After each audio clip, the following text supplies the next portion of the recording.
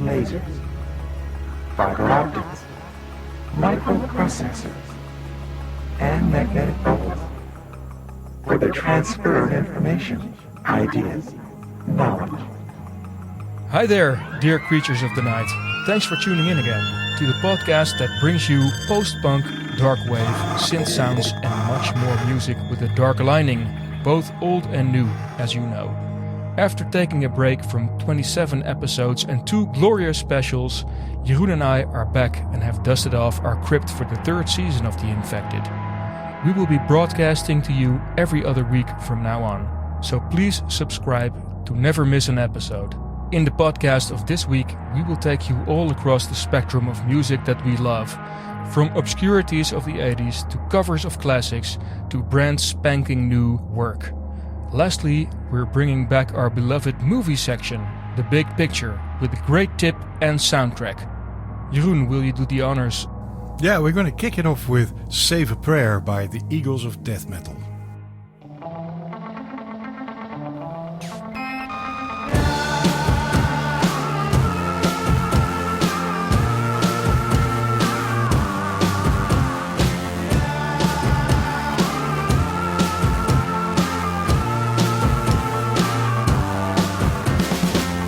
You saw me standing by the old corner of Main Street, and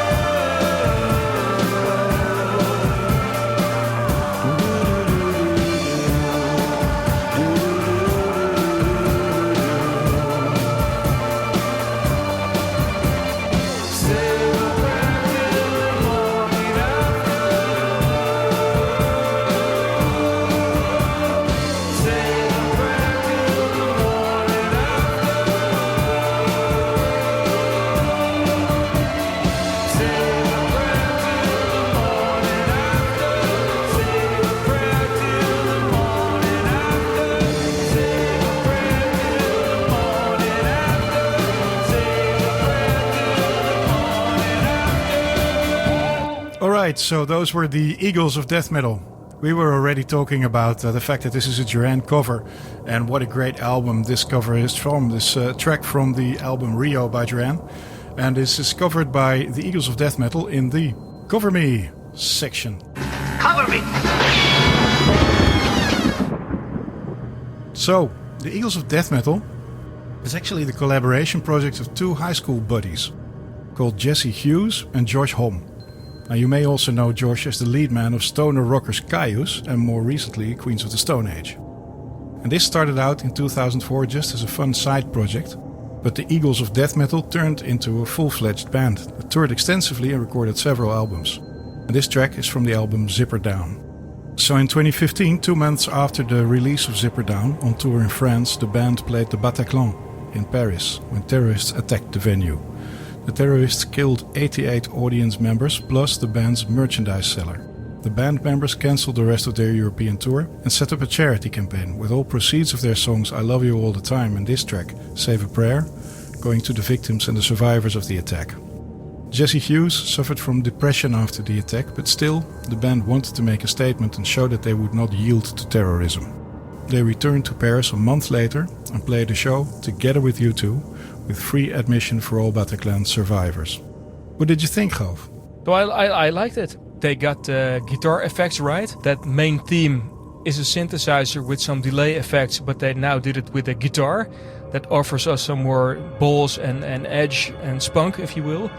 They still stay true to the original, which I love. So I think it's a very, very good effort. Totally agree. It's a raunchier version, Yeah. but you can hear that there's respect and love for the original. Most definitely. So they chose this song as a symbol for the people that lost their lives at the Bataclan, Save a Prayer. I guess, yeah. Yeah, it's fitting. Do you know any other tracks by the Eagles of Death Metal, by the way? I've never looked into them. They were in the news heavily, of course, a few years back, but I never took the time to dive deeper into these guys. It's straight guitar rock, and most of the stuff that they do. As I know a couple of songs by them, but for certain playlists, they're a welcome addition. The Infected. So right now we're going to talk about Red Lorry, Yellow Lorry.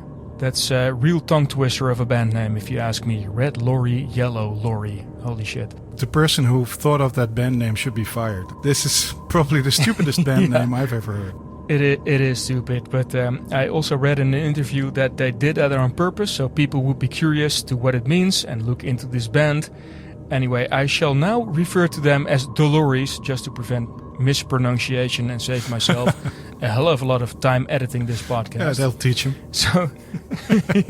So this post-punk band is from the UK, from the city of Leeds to be exact, and they formed in 1981. And Leeds is also the city where the March Violets and the Sisters of Mercy have their roots. And we discussed those two bands last week together with Dusty, of course. Yeah. And they were heavily influenced by Joy Division, but throughout their career offered plenty of variations and definitely an own distinctive sound, if you ask me, to break free from their main influence. And despite their playful choice of band name, they are a band that offers just the kind of ferocious intensity that I look for in dark wave and goth rock. So the vocals are doomy, the drum machine patterns are aggressive, the guitars are distorted and layered, just the way we like it. I also noticed that almost all of their songs clock in at just under 4 minutes long, most even under 3 minutes. So that puts it in the Goldilocks zone with short and sweet power songs. And the Lorries were also blessed with the interest from John Peel. In fact, they were one of John Peel's most favorite bands. With this support and after releasing a few singles and performing live, they released their first album in 1985, Talk About the Weather, and after this album, 3 more albums would follow. So Talk About the Weather is regarded as their best work and can be found on Spotify. Instead, I picked a song from their third album, Nothing Wrong. That's from 1988. It's not on Spotify, unfortunately, but we solved that for you by getting it on a sweet MP3 of 320 kbps. So give me a minute and we'll blast it for you. This album is even darker and more ominous sounding than their previous work.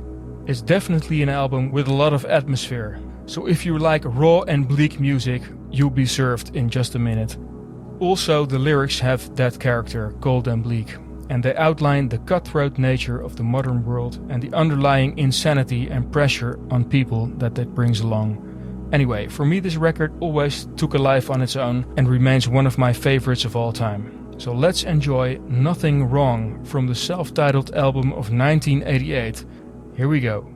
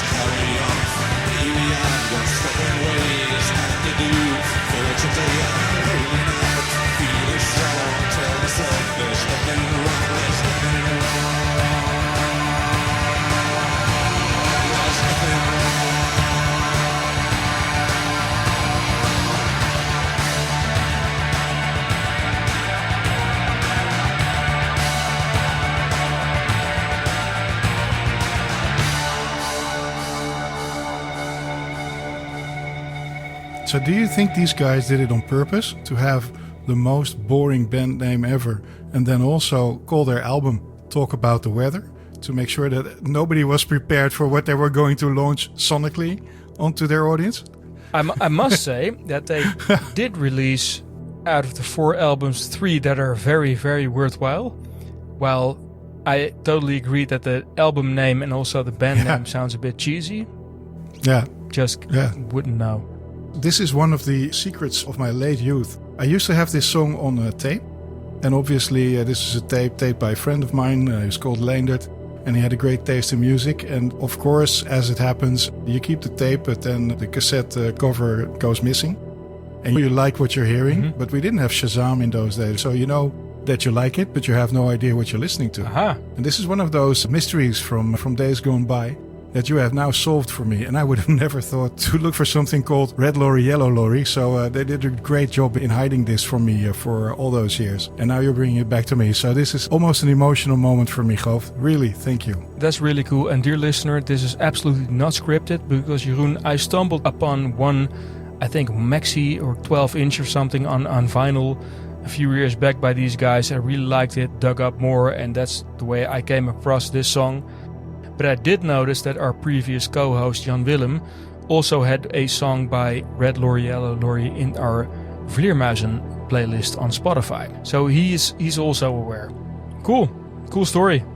Cool band too. And by the way, that playlist that Goof just mentioned, Vleermuizen playlist, is a playlist which you can find on our website, theinfected.nl, and it has 46 hours of hand-picked dark songs that you can listen to, and you can go and you can find new bands It's a great playlist for discovery, and we're still adding stuff to it every now and then, but no complete albums, no big drops, just single tracks that we love and want to hear over and over again in that 46-hour playlist. All killers, no fillers, people. Right, that's it. Pretty guitar-heavy start. I hope we will get to some synths eventually, but this is awesome, man. I really loved hearing this track again. It has a real drive, this track. Also, melodically, it's very interesting, but the undercurrent is powerful and dark, and I like it. Thanks. I totally agree. So, talking about synths, Jeroen, maybe it's a good idea to take it to the recent years with some synth stuff. Do we have something on the pile in our crypt? Yeah, we have our Insta Outcast for this week. So this is Dagon with Eternal Void. This is our Insta Outcast. It's a track from the ultra fresh album Adam Kruger, which was released just last week. So it doesn't get any fresher than this. This is from January 2021. Dagon is a follower of The Infected, so that's how I picked up on his release. There's a tip in here for others as well. Follow The Infected on Facebook or Instagram, and we'll follow back so we can see what's new with you. Who knows, you might end up in the show as well. So anyway, about Dagon. It's quite hard to find information on the web about this artist, especially since Dagon is A, the name of an ancient fertility god, B, the title of a famous story by H.P. Lovecraft, and C, another Dagon is the leader of the dark metal band Inquisition and a very controversial guy, so there's a lot of stuff written on the internet about this Dagon. But today, we're talking about Dagon, also known as George Georgalas, an independent artist from Greece. He's from Athens, and he truly works according to the punk DIY, do-it-yourself mentality. He specializes in electronic music in many forms. He writes the songs, he writes the lyrics, he produces and he performs them. Dark tunes, bold lyrics and uplifting beats. That's what Dagon is about. Polykala. Here is our Insta Outcast, Eternal Void. Hey, this is Dagon. You're listening to The Infected. The next song is called Eternal Outcast.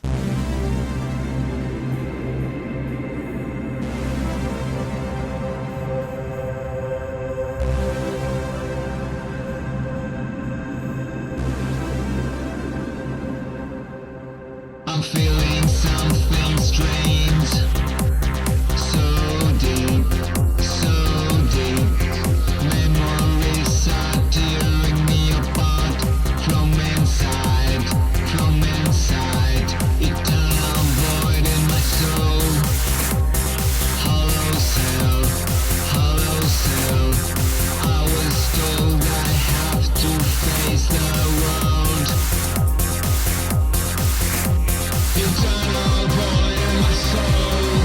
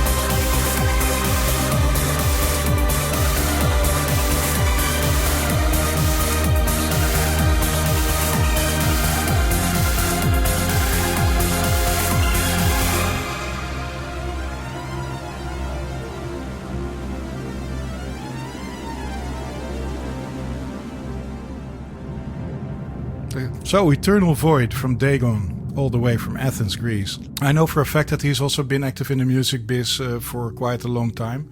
And he's been writing material for other artists for a while before he actually started out for himself. And the reason that he decided to become an artist in the end is to be able to have no compromises and do everything exactly the way he wanted it to. And if you've worked for clients for a while, I'm sure you can relate to that sort of feeling. I did for a while, but luckily not that long. So thanks for sharing this track.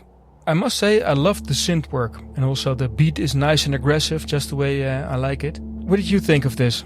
I liked it for, I think it's original, it is dark, but it's also trying to be upbeat at the same time, which gives it a sort of a twist, which is interesting. That's what I liked about it. And I also appreciate the attitude, doing everything by yourself and no compromises. And I think you can hear that in the track as well. Most definitely, most definitely.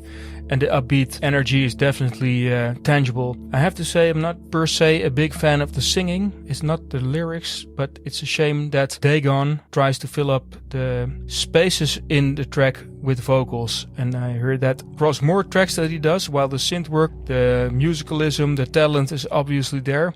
There's just maybe a tad too much singing, but I still like the track. I guess that's also the thing, right? If you're doing everything yourself, it's really hard to excel at everything. And I don't think the singing is the strongest part of his performance, but you can also hear it in his album where he tries to do different stuff with his voice. So sometimes he really transforms it.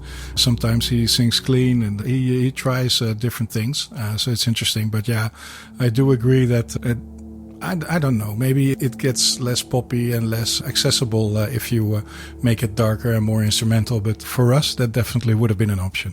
It's definitely an interesting track because, like you say, we go from dark, moody and beats to some more happy melody, synth riffs. And I don't know, I just think the track should benefit from some more patience and rest. But apart from that, it's a really nice one. Yeah, thanks for sharing this with us, Dagon. And thanks for introducing it yourself too. Yes, sir. Thank you. So from Dagon, we're gonna take it back all the way back to 1977. I'm talking about a band that is Scars. Not the Scars, but Scars. And there's a good chance you haven't heard about them yet. So they were a post-punk band from Edinburgh, Scotland. And they were a supporting act for Susie and the Banshees, who were also fans of their work. Have you heard of them before? No. No, never heard of them. Me neither. This is just one band I stumbled upon by accident in Amsterdam in a record store that is Concerto. I picked it because of the album cover. It's got a funky look and the record turned out to be epic in my opinion. So back to Scars. After releasing just a few singles in the late 70s, they released their first album, and only album, in 1981. It's called Author, and still this album is a piece of art in my book. So these Scots managed to create an original and interesting blend of ska, a dub-like feeling combined with post-punk. On the surface their music sounds a bit poppy, I agree, but with the right amount of dark through its 10 tracks. The single All About You sounds like it could have become a hit. Its promo video is on YouTube, by the way. We'll post it on our website, that is theinfected.nl. So the song All About You, it has a certain drive. It's melodic, it's mysterious, almost like an artier or more subtle counterpart of I Will Follow of U2. Yes, that's quite a statement. It is. But just listen in a minute, maybe you'll agree or maybe you won't. However, it was not a hit, and after some changes in the band lineup, they split up in 1982. They just did one album in their 5 years of existence. And perhaps in a less crowded market than the one in 1981, they would have made a mark. In a time where post-punk was being made for stadiums and bigger audiences, that maybe didn't help them either. So this is Scars with All About You.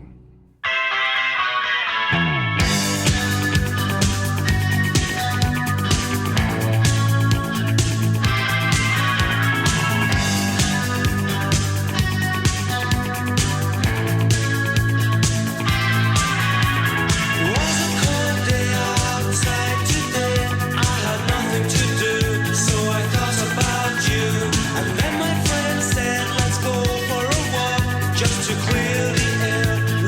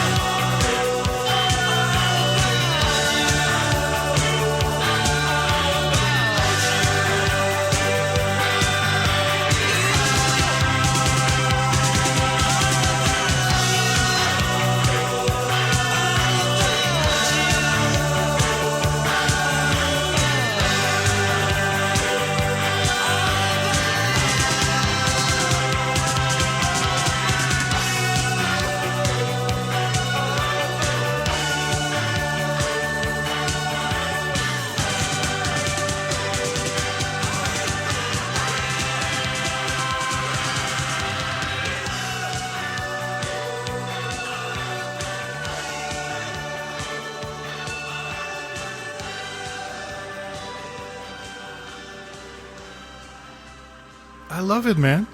This is awesome. I've never heard of these guys, but looking at this video, I just had so much fun. That's 4 minutes of amazement, surprise, and the post-industrial bleak 80s in Edinburgh, and people walking around with face paint and snakes for no reason at all. I don't know how much before MTV this is. I don't even know why they made a video clip, because I don't think this has been aired on TV a lot. But yeah. Could only guess, maybe because they would be booked as a live act. I'm not sure. It's 1981 and the clip must have not been later than that because they split up quite soon after. So it's a 4-minute video clip which has, I wouldn't say a lot of production value, but I would say that it's definitely a fun watch. So go check it out. The link is on our website. And actually, if I look at the video, in the first couple of stills, they are called The Scar instead of Scars. So there's something with the name as well. You know anything about that? Obviously, before we do the show, Jeroen and I look up all the information that we can. Wasn't able to find much on Scars. Not sure why they changed it to Scars, because The Scars makes much more sense. Like, easier. It was The Scar, the single version also. The Scar, even The Scar. No clue as of why. Yeah. But as to the music, I think they in a pleasant way remind me of something halfway between the Jam and the Clash. Mm-hmm. Really nice track, and I had lots of energy there. I enjoyed it.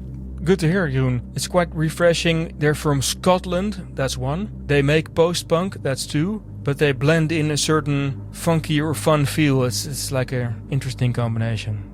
Yeah, it's accessible. It's still post-punk, and it has this sort of edgy guitar, and they're pretty happy in the end of the song. They're shouting quite enthusiastically, and there's a lot of atmosphere, but it's still accessible, so it's nice, that balance. That's what defines good post-punk, man. That's exactly this. Cool. Glad to hear you liked it, man. So the next song goes out to Jessica, or Blue Jay. Hi there. She listens to The Infected all the way from Arkansas, USA, and she's part of an excellent local fringe scene and also an associate producer of the podcast Shadow Transmission, which also features dark and alternative music. And I checked it out. I can definitely recommend that as well. Besides Shadow Transmission, Jessica had another tip.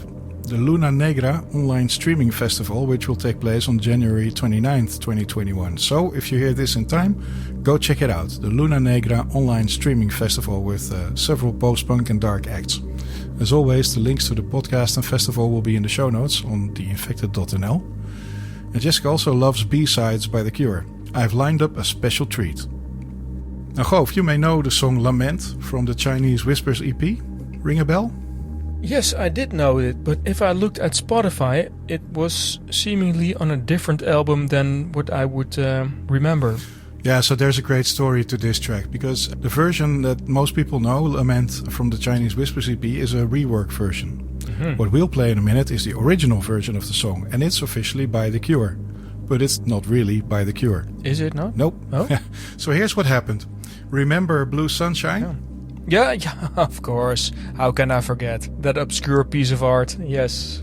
So we discussed this in an earlier episode of the podcast. Yes, sir. So The Cure were so divided during the Pornography tour for their Dark Fourth album that it came to fistfights between band members, and they parted ways in the middle of the tour. Gallup leaving the band and others no longer on speaking terms. So depressed and convinced that they would never play again, Robert disappeared into the Lake District, leaving no forwarding address.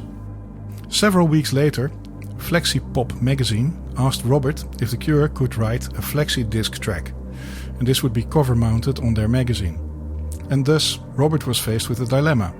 Either he had to come up with something by himself, or he would have to admit publicly to a magazine that The Cure existed no more. So he decided to do it himself. And playing his trusty old Woolworths Top 20 guitar... Oh, really? Yes, this is actually a guitar he bought in a department store. He wrote this song called Lament. Although the track was credited to The Cure, in fact it was recorded by Robert Smith and Steve Severin of Susie and the Banshees. Susie and the Banshees were also having a tough time. Smith wrote the guitar and bass parts and then booked the Garden studio in London. He phoned Severin and said, "Get some stuff, we're going to record a song." And he went along with his Woolworths guitar, a bass, a drum machine and 2 wooden flutes. That's what he took to the studio. Severin was officially the producer. Ambitious. Yeah. But Severin actually spent most of the session gripping the edge of the mixing desk and laughing out loud as Smith staggered in and out of the control room asking, "What was that like then?" The volume of the hi-hat in the mix, the wild fish panning and the dubious coherence of the vocals are a bit of a giveaway as to their states of mind. So, let's check it out. Here is the original flexi-disc version of Lament.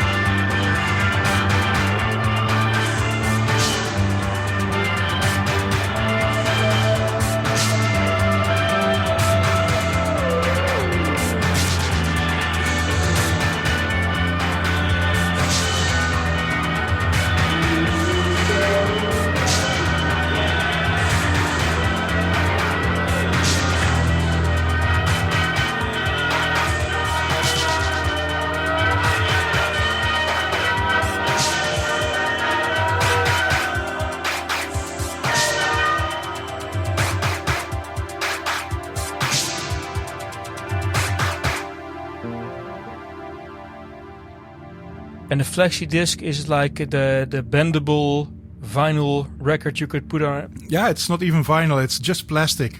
And it's flexible, that's why it's called a flexi disc. And this was stapled to the front, to the cover of the magazine. Plastic, yeah. You could play it one time, yeah. That should be a collector's item by now then, right?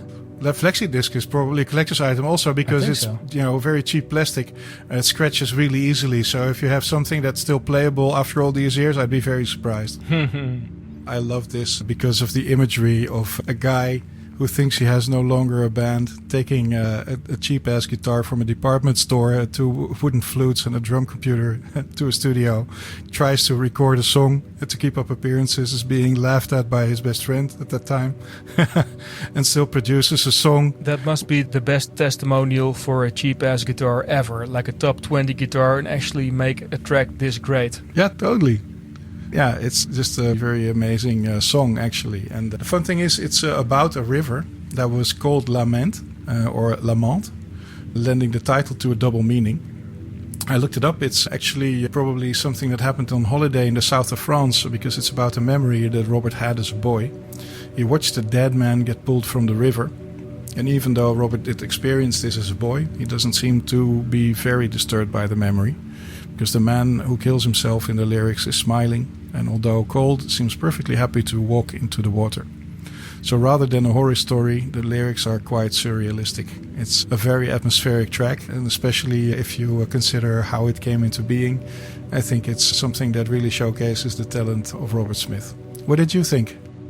Well, I have nothing to add there. Robert Smith can't do anything wrong in my book. And when we just talked about Blue Sunshine, there's the movie, which we discussed, I believe, 6 episodes ago or 5 or something. And then you had Blue Sunshine, the band with Robert Smith and Susie, right? Yeah. Robert Smith is like a hero. He can't do anything wrong. And the story, I didn't know about this. And that's what I love about this. We just learn from each other and talk about music. Just gotta play this song like 3, 4, or 5 times again. I'm just thinking in visual terms, like there's 2 guys going into a studio. They're young, they have a cheap-ass guitar, they got all of it in their head and they're just made it into this song. That's a bit of magic. I'll send you the other version or a link to it. No problems there. Yep. I got something else for you guys. We're approaching our movie section.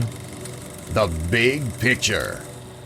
Ensure all residences are secure with all doors and windows firmly locked and barricaded. Attackers can be stopped by removing the head or destroying the brain. I'll repeat that, by removing the head or destroying the brain. I'm talking about Night of the Living Dead, but not the original from 1968, but the remake from 1990. A little bit of interesting stuff, because Night of the Living Dead is a fan favorite and a favorite of ours. But did you know it was originally called Night of the Flesh Eaters? Anyway, it turned out that there was already a movie with that exact name, can you believe it? And they renamed it to Night of the Living Dead. And George A. Romero was a bit young and naive at the time, so he did not put a copyright notice on the new title, Night of the Living Dead, and also his zombie concept. And what I mean by that is that zombies were creatures that were resurrected from death, they were slow moving, they were eating brains, they had a specific appearance, etc, etc, etc. They didn't copyright it. So the movie was basically released into the public domain at that time. And it had countless spin-offs and rip-offs like Return of the Living Dead. You may even say that Evil Dead is derived from it. Anyway, George A. Romero and his company have been prosecuting copycats for over 30 years now. They didn't make the money that they should have from the original movie. So part of the reason to do the remake in 1990 was motivated by those copyright issues. They thought it would help to fight the case again, and by now tying the right copyrights to the title, and also make some actual money this time around. It wasn't a big hit, and I doubt they made a lot of money this time. Anyways, it resulted in a frame-by-frame remake of the original. What I like about it is that it stands the test of time much better. The acting is great, the mood is even better than the original, and the soundtrack is also very worthwhile. And they had the famous horror special effects artist Tom Savini, aka the King of Splatter, direct this movie. And he actually played a zombie in the original from 1968, and decades later he got to direct the remake. That's kind of a cool story. The song of the soundtrack we're about to play is called Passage to Normal.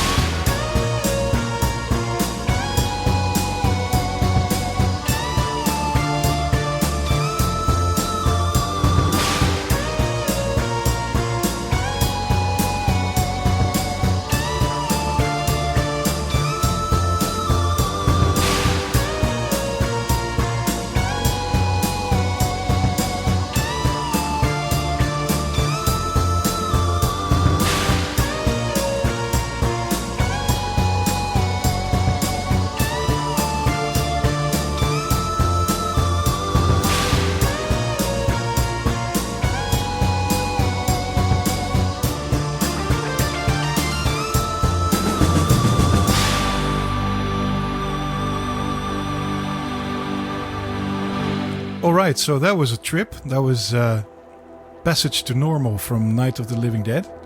Thank you for listening. I hope you liked this episode.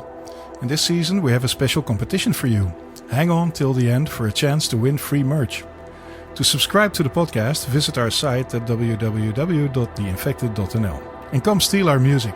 On theinfected.nl you'll find Spotify playlists in the spirit of The Infected with all the songs we've ever played on the show.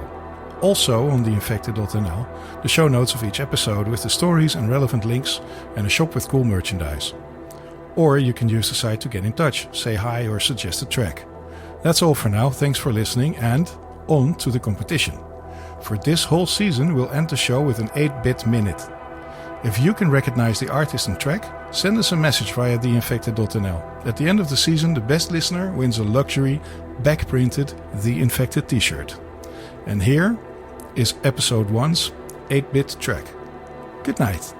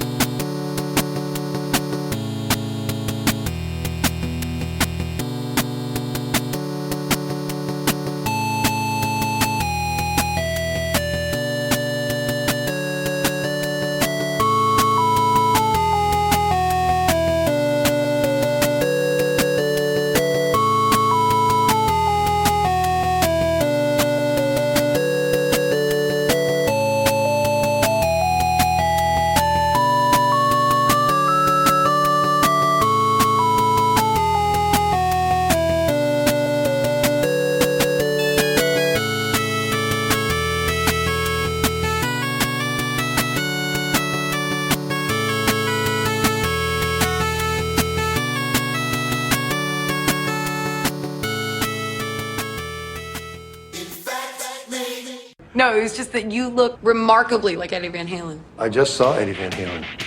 Man, how was it? He's a zombie.